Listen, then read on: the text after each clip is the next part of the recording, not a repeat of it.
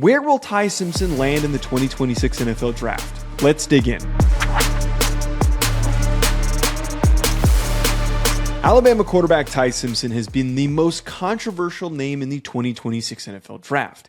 Not for any bad reasons, but for the fact that he's got some really good tape, but he also doesn't have very much of it. He only started in 15 games this season as Alabama's full-time starter. This is the first full year that he has been Alabama's starter, so he doesn't have very much tape to lean on.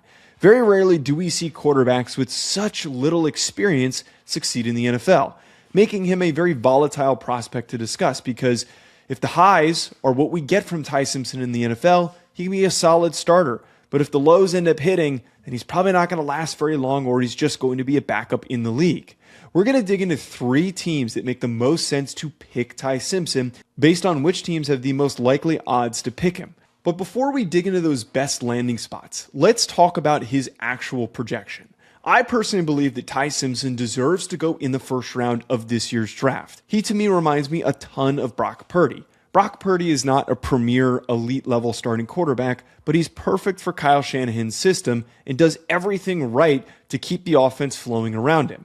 Ty Simpson's best performances, we saw a guy that can improvise, that can evade pressure, that can throw under duress, can deliver in clutch moments, that has really good touch, timing, and anticipation. And the 2 negatives that I feel like get brought up a ton with Ty Simpson are the fact that he had a very lean frame in his final year at Alabama, and he also struggled down the stretch in his final games. To answer the concerns about his size, it was something that was revealed at the end of the year that he was dealing with gastritis. That caused him to lose a ton of weight, and he has since then added that weight back. He added 25 pounds going into the NFL Combine, and that seems to have completely calmed that concern. It also shows, by the way, that he's capable of putting on weight. Some guys aren't very good at that. Ty Simpson was able to do that in a very short period of time. In terms of discussing the poor performance over the last couple of games, not all of that is on him. His offensive line was playing horrendously bad. They could not run the ball. Everything was on his shoulders. He did a lot in their best performances to elevate the guys around him, so we shouldn't hold him too accountable when everybody else was dragging him down. The first team, and the one that I think makes the most sense, is the Arizona Cardinals. Right now, they have the best odds at plus 115. Their only quarterbacks on their roster right now are Jacoby Brissett, Gardner Minshew, and Keaton Slovis. None of those 3 guys are very clearly going to be who they build around. And they're either punting towards 2027 and looking towards the 2027 NFL Draft, or they're building a situation where they can have a veteran presence in Jacoby Brissett to start the beginning of the season, if not most of the season, while Ty Simpson learns and develops and grows, and then eventually Ty Simpson can take over.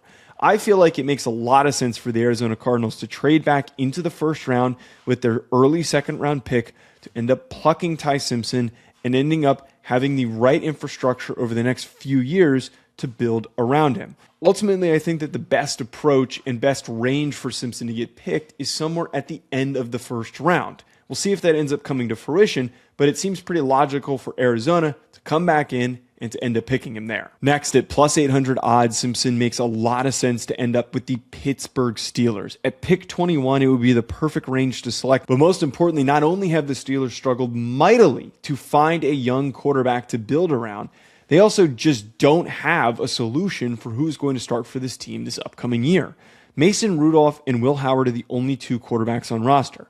Maybe they're assuming that Aaron Rodgers is going to come back. But even if Rodgers does return and he does start for this team in 2026, they need to find some sort of a young prospect that they can start to develop and then eventually turn the keys over to when they're ready. It's exactly who Ty Simpson can be for this team. And lastly, the Jets have been in quarterback purgatory for so long. At plus 175, they can do exactly what I detailed for the Arizona Cardinals, trading back into the first round with their second round pick and picking him at the very end of the first. They've swung and missed so many times on quarterback prospects that they've drafted early. So maybe this could be a little bit different, taking a guy who's less high upside and traitsy and instead going with somebody who's a little bit steadier.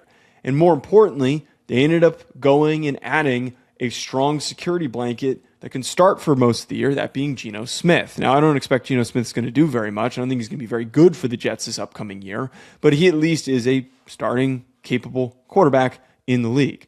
I really think that any of these three teams would make a lot of sense for Simpson, and ultimately for any team that's just looking for a solution, looking for somebody that can start their clock for a young QB to eventually lead their franchise to success, Simpson can absolutely be that guy.